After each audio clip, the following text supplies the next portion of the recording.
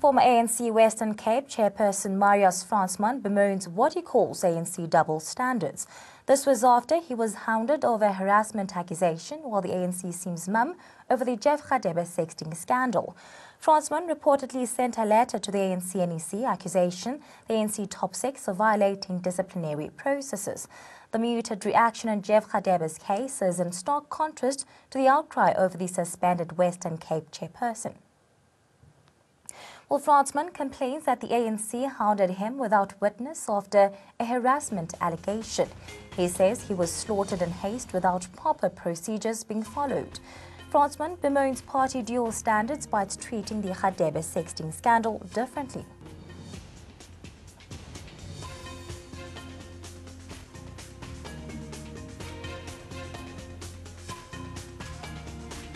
As a commission, we always are of the view that sexual harassment cases should be treated with sensitivity, but also must be treated with understanding that women also have their own agency that we should also respect. And then we're saying that issues of power are very critical and they're important. As men, it's important for us to be cognizant and be alive to the power that we have. And how do you use that power? How do you abuse that power? Well, joining us to unpack further details is Marius Fransman, joining us in studio to unpack further details on the allegation that the ANC is applying double standards. Well, sir, thank you so much for joining us this afternoon. Now, what is your reaction on Minister Radebe's sexting scandal? I always had a good relation with Comrade Radebe. I think the most recent issue relates to the fact that Comrade Radebe was the chairperson of the National Disciplinary Appeals Committee on my issue.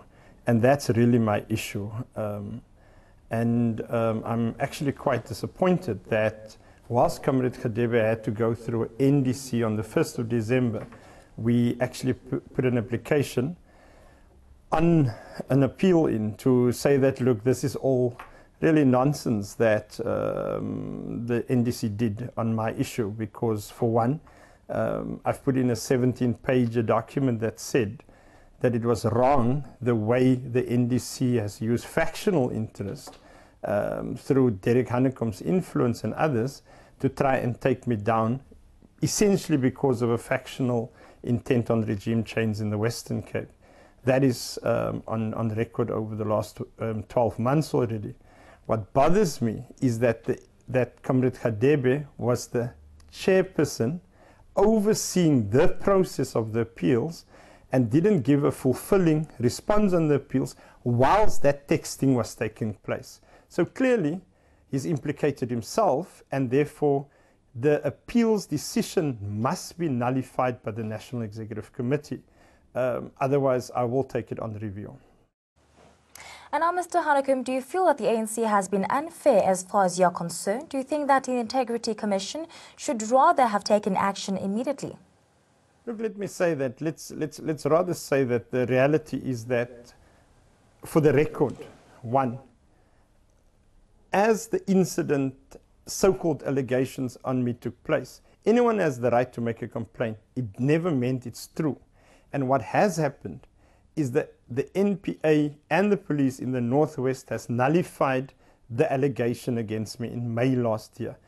The proponents of this agenda for regime change went ahead through this individual, and they actually made another complaint in the Northern Cape.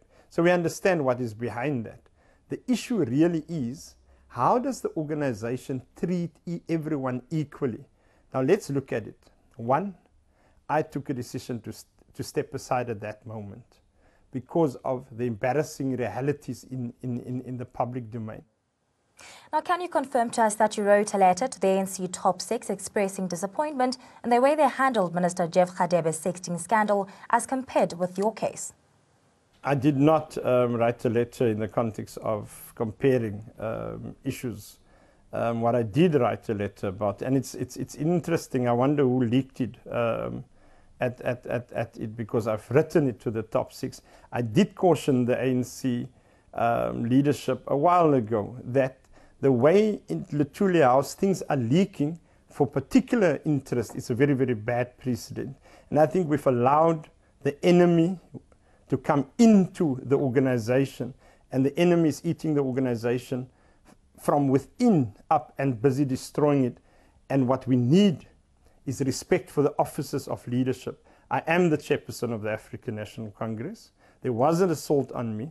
There was no fair process. There was what I believe irregular actions by the NDC and the NDCA in this matter, and that must be corrected. There was an attempt by Hanekom and others to push for motion of no confidence against the president. I do know that people has been lobbied over the last while in the Western Cape to push for a motion of no confidence also at the NEC, and we've cautioned people not to fall into a trap on that, because if you hit the head of the African National Congress, then what you're effectively doing, you're destroying the African National Congress. And the president is under enormous pressure precisely because of a regime change agenda. So I can confirm, I've written a letter to the top six. It is confidential. Now that you have, for example, wherever it was received from, I can confirm that I said my issue needs to be on the agenda of the National Executive Committee. And now, do you accept ADC Chair Derek Hanekom's explanation, rather, that the process first needs to start with the complainant? Well, he told ANN7 that ADC's hands are tied until the ANC NWC discusses the matter, or they can only take up the matter if the complainant reports. That's laughable, because what Hanekom is saying, if there is a crime committed, that it's only if there is somebody that reported it, then it's being taken up. In my case, there was no complainant. It was actually a faction within the ANC that has actually packaged it to the Integrity Committee. Again, a complete distortion. Whether they will now try and find a letter is something else, but with my issue, it's on record from beginning of January till today, there was no letter by a complainant. Did you have to go through the same process that Hanekom has explained? No, I did not. But the key thing here is the fact that what we must understand, the process in my case was not adhered to. The process was done in such a way to destroy me and to get me out. And Comrade Hanekom was in fact part of that particular agenda. Now, do you think that factionalism is at play at Minister Radebe's matter, notwithstanding that he has accepted his wrongdoing and has apologized to the country via a few media, to name a few, the Star and Herald Live newspapers? Let's accept is that when somebody stood up and attacked the president, if he's an NEC member or she's an NEC member, then nothing happens. If you attack Comrade Gwede Mantashe or anyone else, then you must go to a disciplinary committee. So yes, DCs are being looked through a factional approach. The abuse of the office of the SG is for all to see. Why are we sitting with this situation in South Africa currently, where the hegemony of the alliance is in tatters? Why are we sitting in a situation where the president of the African National Congress goes around the country, deals with this, with issues at hand, and then there is a strategy either to boo him or there's a strategy to make sure that he is being embarrassed? What is taking shape? So what is good for one, it's clearly not good for all. And now, do you still insist that you are the provincial chairperson? Our sources gave us the letter that you wrote to the ANC top six, and the letter you signed off saying you are still the chairperson of the province. Look, what has happened over the last while is there was an NDC. The NDC has not, at that point of time in November, taken into account what other witnesses were saying. The NDC did not deal with the constitutional prescript. In the ANC, it is very clear that this constitutional prescript and administrative fairness, in my case, it didn't happen.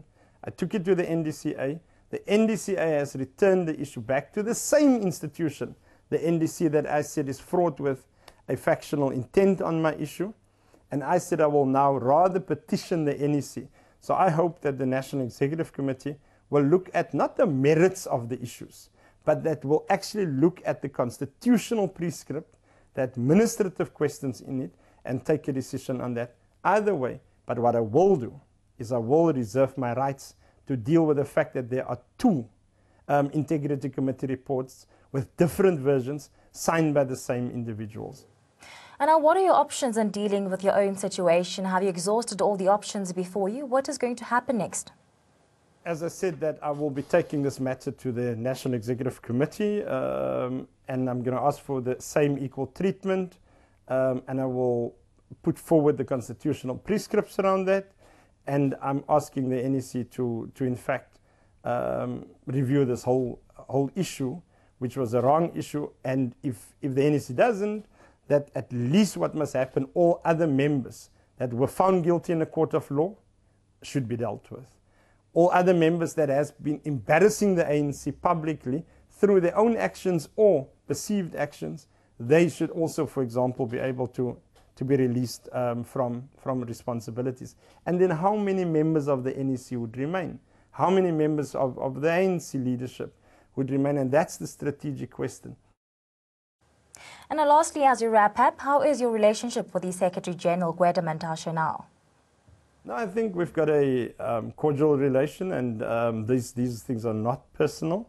Comrade Mantashe must do what he must do, but it's important that Comrade Mantashe, when there's an allegation against him, and he's embarrassed, because if there's an allegation that his family had received millions of rand through a toilet saga, then clearly Comrade SG must actually step aside if he wants to put the principle down that's when something is embarrassing, all needs to be treated equally. If Comrade SG has been accused, rightly or wrongly, of sexual harassment in the past, why is the comrade still in office?